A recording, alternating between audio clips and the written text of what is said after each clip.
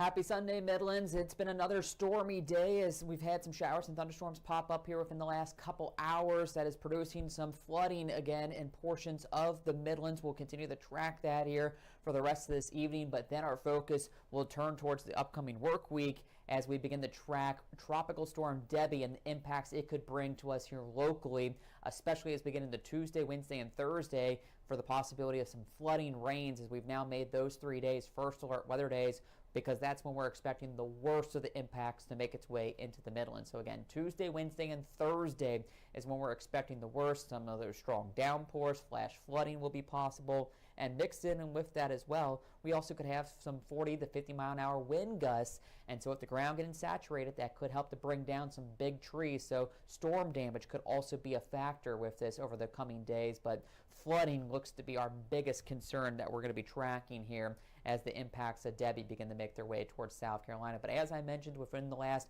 hour or two, we've had this round of showers and thunderstorms really start to fire up here in the Midlands, and it's been over the areas that got hardest hit yesterday, so it's not really helping out a whole lot, especially North Richland County out towards southern Fairfield and Kershaw County. That's where we have a flash flood warning due to the heavy showers falling on very saturated ground. That flash flood warning continues until 8:15 this evening, mainly for that area between, I would say, Two Notch and Blythewood, right along 77 and Interstate 20 out towards Pontiac and Elgin into Kershaw County. You can see that's where some intense downpours are falling right now, and those spots picked up 5 to 6 inches and dealt with flooding yesterday. And so it doesn't take much on that saturated and wet of ground to get more flooding to occur, so watch out for that for the remainder of this evening. And then back to our west over into Lexington and Saluda County, we're also watching at some pretty hefty storms kind of making their way over the lake and heading for downtown Lexington. So keep that in mind. We'll have to watch out for some of these the rest of this evening. Big picture, though, you can see some outer bands beginning to kind of head down towards the Hilton Head area from Debby. The yellow into Georgia, that's tropical storm warnings, while the pink is tropical storm watches, which extend all the way up to Charleston due to Debby beginning to make its way here in the next 48 to 72 hours. We'll really start to feel the impacts from it. Right now, Debby still just a tropical storm, winds up to 65 miles per hour, but it has just been hammering Florida with a deluge of rain.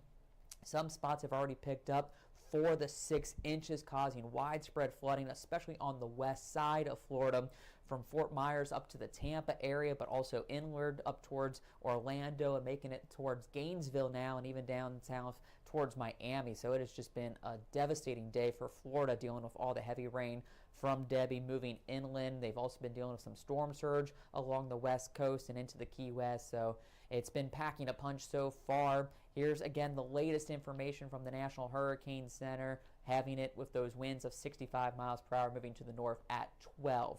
The National Hurricane Center does expect it to still strengthen later on tonight and into Monday morning, possibly becoming a Category 1 hurricane with winds up to 85 to 90 miles an hour as it makes landfall along the Big Bend with those very powerful gusts sometime late Monday morning into early Monday afternoon.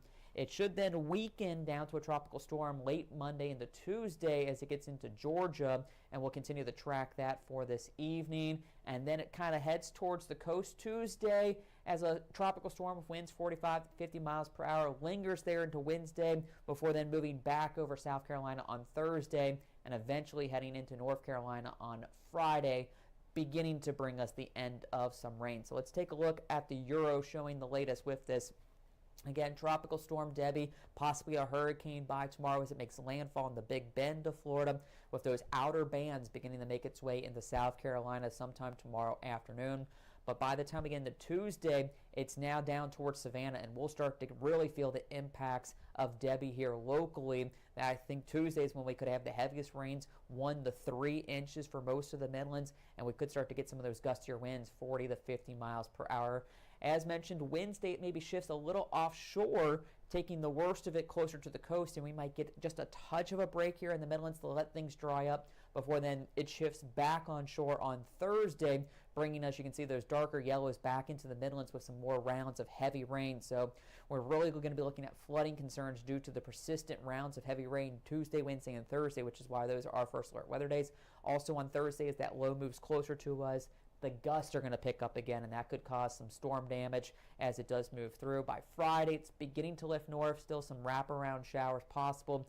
And then by Saturday, finally, it starts to move away, and we can get some drier weather to move in to allow things to dry out. So you can see this is going to be a multiple-day impact for us here across South Carolina with the heaviest rains down towards the coast, but even here in the Midlands, could be looking at substantial rainfall totals. So let's take a look at some of those totals. 10 to 15 inches is possible, with some localized spots maybe approaching 20 inches from Hilton Head to Charleston as you get up into the PD and out towards Orangeburg.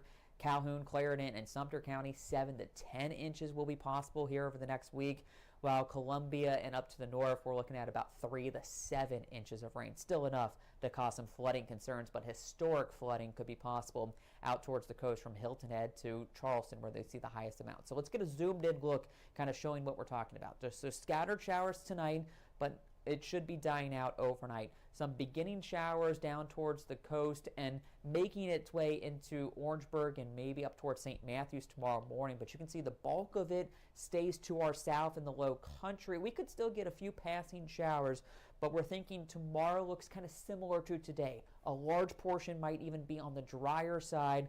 Winds will pick up a little bit, 10 to 20 miles per hour, with just some hit or miss showers throughout the day on Monday. But look what happens as we go into late Monday and especially into Tuesday.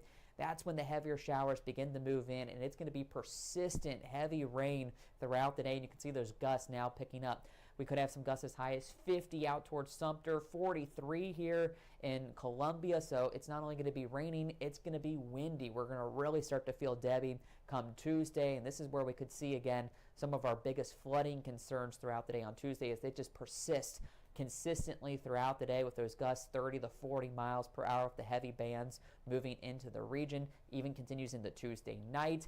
Some spots may be let up overnight into Wednesday, but this is what I'm talking about. Wednesday, we maybe get a little bit of a break or some breaks in the rain with the heaviest down closer to the low country. This could allow us to maybe get that brief window to dry up a little bit before that next round moves in on Thursday as the low then tracks through South Carolina and up into North Carolina. So your 10-day forecast tomorrow, 60% chance for some scattered showers and storms in the afternoon, 84 for a high. And then we have the first alert weather days Tuesday, Wednesday, and Thursday, because that's when we're expecting the worst of the impacts to impact us with rain chances 80 to 100%. The heaviest rains likely Tuesday and Thursday, with some of the gustier winds both of those days as well, up to 50 miles per hour. Friday, still some lingering showers, but then again by Saturday and into Sunday, we could finally start to dry up with temperatures getting back into the 90s. So yes, a lot going on, so you're definitely going to want to head over to our website. We have multiple articles up describing all the possible impacts that could be heading our way